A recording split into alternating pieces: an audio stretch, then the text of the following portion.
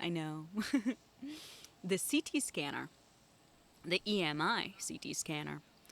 The discovery of X-rays in the late 19th century revolutionized medical diagnosis. However, X-rays had certain imaging limitations that were not resolved until the introduction of computed tomography by EMI in 1971. The subsequent development of the CT scanner has led to 3D imaging of the internal structures of the human body. EMI is best known for its role in the music business. However, between the 1940s and 80s, the firm had an electronics manufacturing division. During the war, it made radar equipment. After the war, it made broadcasting hardware. In 1958, EMI developed the first transistorized computer in the UK under the leadership of Godfrey Housefield. This was possible because of the money EMI was making from signing the Beatles in 1962. Housefield began to work on a revolutionary new medical imaging system, X-ray computed tomography. Today, it is better known as CAT or CT scanning. In 1967, Housefield visited the leading neurological facility in the UK, the National Neurological Hospital in London. He proposed the construction of a new type of X-ray scanner. It would be able to produce images of slices of the brain. The head of neuroradiology replied the existing techniques were sufficient, and he could not see any use for a new type of scanner. In reality, the techniques he listed were far inferior to what Housefield was proposing. Pneumoenx. Okay, this one's good one. Okay. Listen to me say this word. Pneumoencephalography. I've been practicing this all day, okay? Pneumoencephalography, for example, entailed draining most of the cerebral fluid and replacing it with a gas to improve the quality of brain x-rays. The procedure, however, was extremely painful and dangerous and required a 2 to 3 month recovery period. Undeterred by the curt refusal, Housefield arranged a meeting with the head of these medicine words! Okay, redo that one. Undeterred by the curt refusal, Housefield arranged a meeting with the head of neuroradiology at the Atkinson Morley Hospital in southwest London. He received a much better reception. Within 4 years, the CT scanner had produced the first brain images at AMH. It revolutionized the field of neurology overnight. Although the earliest scans had a relatively low resolution, they provided an unparalleled diagnostics tool. The tool was described at the time as being better than a room full of neurologists. CT, which was being developed independently in the US, later provided 3D images of the brain and other anatomical structures. The CT scanner is a development of the X-ray tomography technique discovered by the beginning of the 20th century, in which radiologists made a sectional image through the patient's body by moving an X-ray tube and plate film in opposite directions. The first prototype scanner at AMH produced its first scan on October 1st, 1971. The original machine was only designed to take brain scans. Hence, only the patient's head was placed within the device. In 1973, Housefield developed a whole-body scanner. It had an X-ray tube mounted on top of the mobile gantry, with a single photomultiplier detector on the bottom. When in operation, the scanner took 160 pictures in 180 degrees, with each scan taking a little over 5 minutes. Data was sent on tape to a large computer to be processed during algebraic reconstruction techniques, which took 2.5 hours. The first commercial EMI scanner acquired the images in about 4 minutes, and the computation time per picture was 7 minutes. With a commercial version of the scanner, a water-filled plexiglass tank and a rubber head cap was put around the patient's head. Hundreds of radiologists, neurologists, and neurosurgeons from around the world headed for Wimbledon to see the new machine at AMH. Orders poured into EMI despite the then astonishing $300,000 price tag. Wow! $300,000. That's the other thing. Equipment for hospitals are expensive. Yes, we are. There's so many things we can improve, and we can work on the medical sector as well. We can improve that and do what we can to make things better. But when these technologies first come out, they really are that expensive. They're revolutionary. They're inventive. So we need to pay these people what they're worth. But also, it simply does take that much to make such a product available.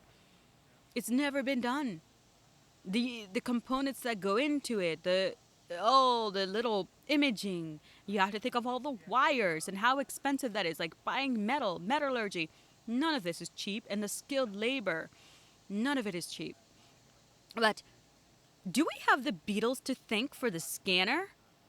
Like, because if you think of it, if EMI had not been so profitable with the Beatles, they would have never had the revenue to have a department that looked into this arena. So, is music medicine for everything? I mean, is music really that powerful? It appears that it is. The Beatles save lives. That's a good one. The Beatles save lives. But this one, I am shocked by the method that was used before we had scans. So they drain the brain of fluid. They drain the brain of fluid, and then they put gas in your head to then make it possible to see an image of what's going on in the brain. And the doctor that he first went to was like, "Oh, I think we're good enough in this technology." Why?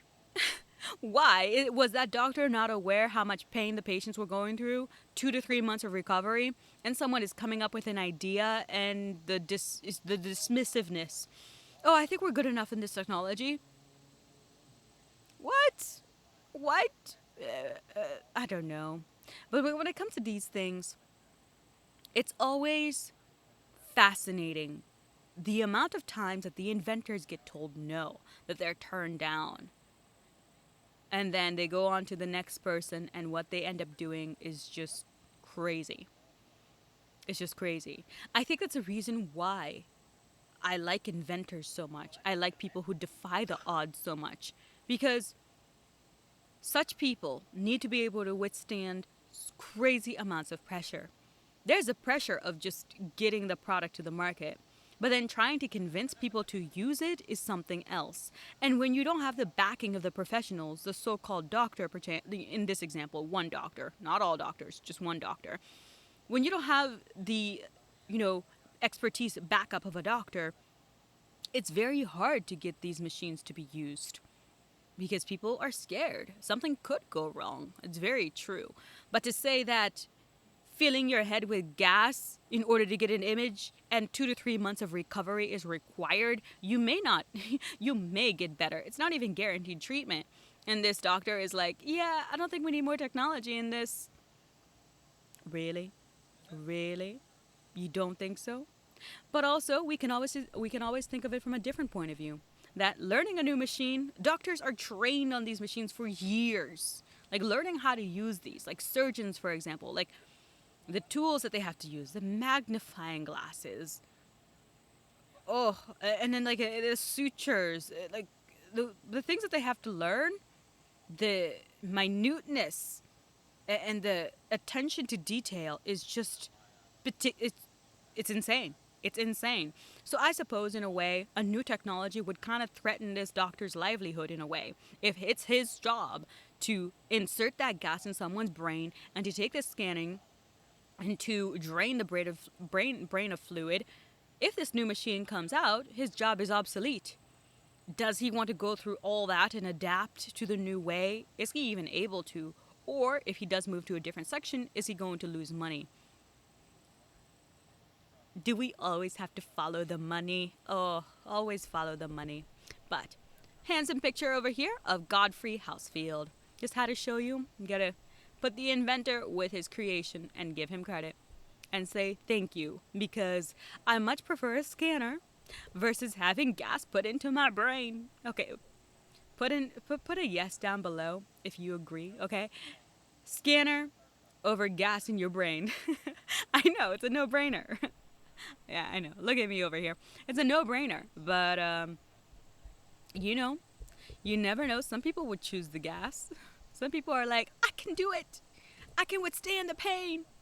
I'm like, no, thank you. I'm okay. I don't need this kind of pain. But the next one we are hitting, the next subject, Atari. I know, video games, people. Let's see. Ooh, 2600 in action. But quick thing before we move on. Remember how we were talking? It's been a while, but we covered Steve Jobs in the very beginning.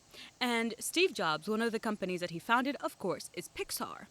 And when Pixar first began, actually, they ended up in the computer graphics arena, making hardware and software that people would be able to use. Other designers or graphic designers would be able to use to create their own thing in the world. That was the first purpose of Pixar. It started off as like a product type of company. And actually, the way that Pixar did their user interface is actually what is used to help with the CT or the CAT scan to get those imaging. I know, first circle. I know.